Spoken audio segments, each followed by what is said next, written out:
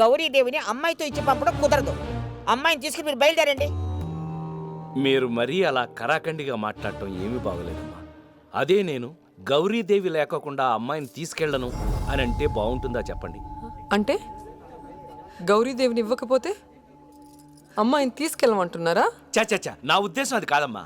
అసలు ఆ మాట ఎందుకు వచ్చింది? అంటే నేను నువ్వుండ్రా చాము, నేను మాట్లాడతా. ఏంటి మీరు మాట్లాడేది? మీ ఫ్రెండ్ మాట్లాడేది మీకు అర్థం కావటం లేదా? గౌరీదేవిని ఇవ్వకపోతే అమ్మాయిని వదిలేస్తామంటున్నారు. నువ్వు కూడా అదే మాట అంటావా? అత్తయ్య, మీరు తప్పుగా అర్థం చేసుకుంటున్నారు. నానంద అది కాదు. అత్తమ్మ, మీరు అనవసరంగా గొడవ చేస్తున్నారు. గొడవ చేస్తుంది నేను కాదు. గౌరీదేవి లేకపోతే అమ్మాయిని తీసుకెళ్ళకపోవటం మీ ఆచారం. సరే, మీ ఆచారం ప్రకారమే మాట్లాడదాం. మీ అబ్బాయిని ఇక్కడే ఉండమనండి. హల్లుల్లో ఇంట్లో కట్టి పడేసుకోవడం మీ ఆచారమే కదా. ఏంటబ్బాయి, ఇళ్ళకి వస్తావా?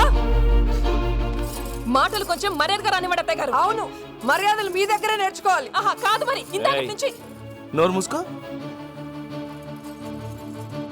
చెల్లెమ్మా, నేనేదైనా తప్పుగా మాట్లాడుంటే నన్ను క్షమించు. చాలు, ఈ పెళ్లికి ఒప్పుకొని చాలా తొందరపడ్డాం అనిపిస్తోంది.